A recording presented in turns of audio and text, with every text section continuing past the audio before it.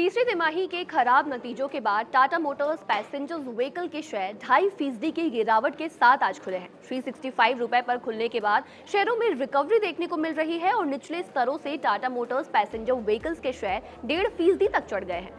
Tata Motors passenger vehicles को तीसरी तिमाही में बड़ा नुकसान उठाना पड़ा है। इसकी UK luxury unit Jaguar land rover पर साइबर अटैक से सेल्स पर काफी गहरा असर पड़ा है और लगभग 16 अरब रुपए यानी कि 177.18 मिलियन डॉलर का वन टाइम चार्ज लगा है। ऑपरेशन से मिले रेवेन्यू यानी 69,605 करोड़ रहा, जो पिछले साल की तुलना में 25.8% कम है और एबिट पिछले साल की इसी अवधि में 11,000 करोड़ के मुकाबले नेगेटिवली 3,300 करोड़ रहा। इन नतीजों के बाद ब्रोकरेज ने टाटा मोटर्स के शेयरों पर अपने टारगेट प्राइस दिए हैं।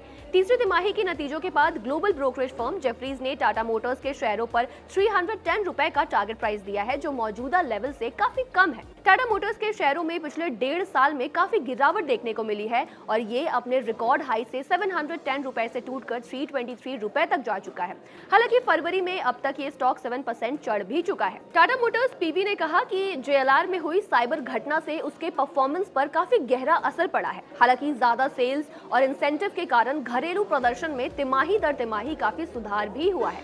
टाटा मोटर्स पैसेंजर व्हीकल्स के मैनेजमेंट को उम्मीद है कि चौथे क्वार्टर में काफी सुधार होगा, क्योंकि घरेलू बिजनेस में मजबूत डिमांड बनी हुई है और कंपनी को नए लॉन्च और इनोवेशन के जरिए ग्रोथ को तेज करने का भरोसा है।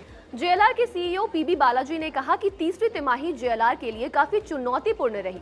साइबर इंसिडेंट के चलते प्रोडक्शन शटडाउन, पुराने जैगवार मॉडल्स को बंद करने की योजना और अमेरिका के टैरिफ का असर इसके परफॉर्मेंस पर काफी हद तक पड़ा है।